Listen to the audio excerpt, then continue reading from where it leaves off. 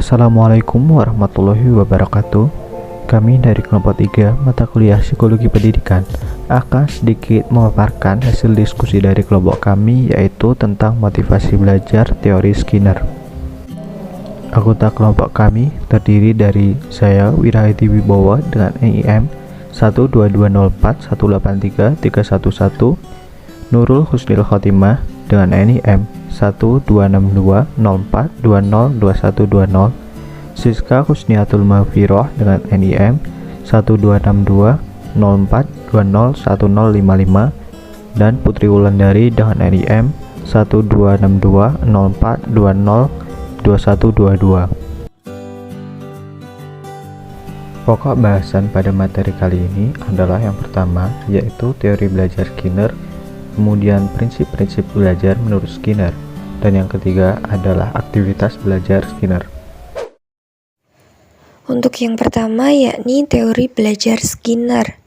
Dalam teori belajar Skinner, belajar adalah suatu proses adaptasi atau penyesuaian tingkah laku secara progresif. Belajar juga dipahami sebagai suatu perilaku pada saat orang belajar dan responnya menjadi lebih baik. Langkah-langkah pembelajaran dalam teori Skinner. Yang pertama, mempelajari keadaan kelas berkaitan dengan perilaku siswa. Yang kedua, membuat daftar penguat positif. Yang ketiga, memilih dan menentukan urutan tingkah laku yang dipelajari serta jenis penguatannya. Yang keempat, membuat program pembelajaran berisi urutan perilaku yang dikehendaki, penguatan waktu mempelajari perilaku, dan evaluasi. Adapun langkah-langkah pembelajaran yang berpijak pada teori Skinner atau behavioristik menurut Suciati dan Prasetya. Yang pertama yakni menentukan tujuan-tujuan pembelajaran. Yang kedua, menganalisis lingkungan kelas yang ada saat ini, termasuk mengidentifikasi pengetahuan awal atau entry behavior siswa. Yang ketiga, yakni menentukan materi pelajaran. Yang keempat, memecahkan materi pelajaran menjadi bagian kecil-kecil, meliputi pokok bahasan, subpokok bahasan, topik, dan sebagainya. Yang kelima, menyajikan materi pelajaran. Yang keenam, yakni memberikan stimulus, dapat berupa pertanyaan baik lisan maupun tertulis, tes atau kuis, latihan, atau tugas-tugas. Yang ketujuh, yakni mengamati dan mengkaji respons yang diberikan siswa. Yang kedelapan, yakni memberikan penguatan atau reinforcement, atau mungkin penguatan positif ataupun penguatan negatif, dan hukuman. Yang kesembilan, yakni memberikan stimulus baru. Dan yang ke-10, yakni memberikan penguatan lanjutan atau hukuman serta evaluasi hasil belajar. 6 konsep teori Skinner atau dikenal dengan operant conditioning. Yang pertama ialah penguatan positif dan negatif. Yang kedua ialah shaping, yaitu proses pembentukan tingkah laku yang makin mendekati tingkah laku yang diharapkan. Yang ketiga ialah pendekatan suksesif, yaitu proses pembentukan tingkah laku yang menggunakan penguatan pada saat yang tepat, sehingga respon pun sesuai dengan yang diisyaratkan. Yang keempat ialah extinction, yaitu proses penghentian kegiatan sebagai akibat dari tindakan penguatan. Yang kelima ialah signing of response, yaitu respons dan stimulus yang berangkaian satu sama lain.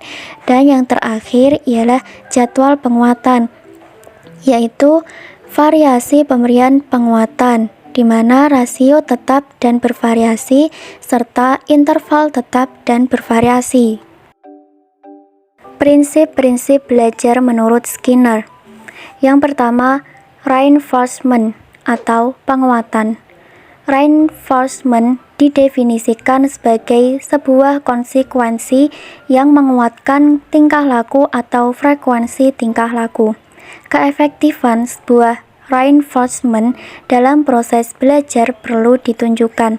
Misalnya, permen pada umumnya dapat menjadi reinforce bagi perilaku anak kecil, tetapi ketika mereka beranjak dewasa, permen bukan lagi sesuatu yang menyenangkan.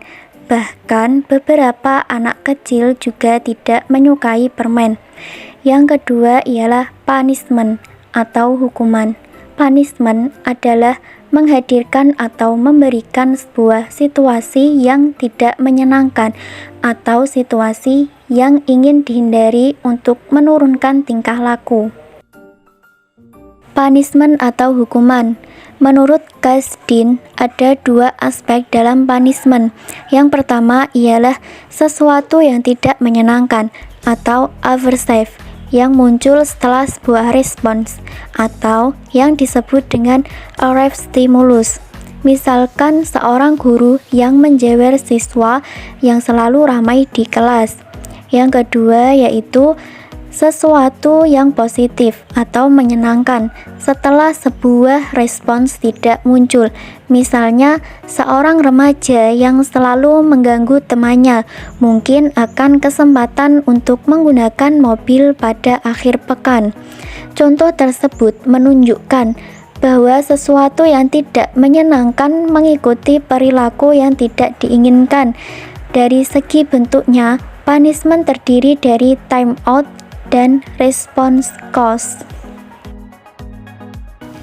Prinsip-prinsip belajar menurut Skinner selanjutnya adalah shaping atau pembentukan. Istilah shaping atau pembentukan digunakan dalam teori belajar behavioristik untuk menunjukkan pengajaran keterampilan-keterampilan baru atau perilaku-perilaku baru dengan memberikan penguatan kepada siswa untuk menguasai keterampilan atau perilaku tersebut dengan baik. Selanjutnya adalah extinction atau kepunahan. Extinction adalah mengurangi atau menurunkan tingkah laku dengan menarik reinforcement yang menyebabkan perilaku terjadi. Biasanya ketika reinforcement ditarik atau dihentikan, perilaku individu sering meningkat seketika. Bahasan yang ketiga adalah aktivitas belajar Skinner. Skinner sangat tertarik untuk mengaplikasikan teori belajarnya ke proses pendidikan. Menurut Skinner, belajar akan berlangsung sangat efektif apabila informasi yang akan dipelajari disajikan secara bertahap. Yang kedua, pembelajaran segera diberi umpan balik atau feedback mengenai akurasi pembelajaran mereka, yakni setelah belajar mereka segera diberitahu apakah mereka sudah memahami informasi dengan benar atau tidak. Yang ketiga, pelajar mampu belajar dengan caranya. Skinner menegaskan bahwa tujuan belajar seharusnya dispesifikkan dahulu sebelum pelajaran dimulai. Dia menegaskan bahwa tujuan belajar itu mesti didefinisikan secara behavioral. Sekian dari kelompok 3, terima kasih. Jika ada salah dalam pengucapan, kami mohon maaf. Wassalamualaikum warahmatullahi wabarakatuh.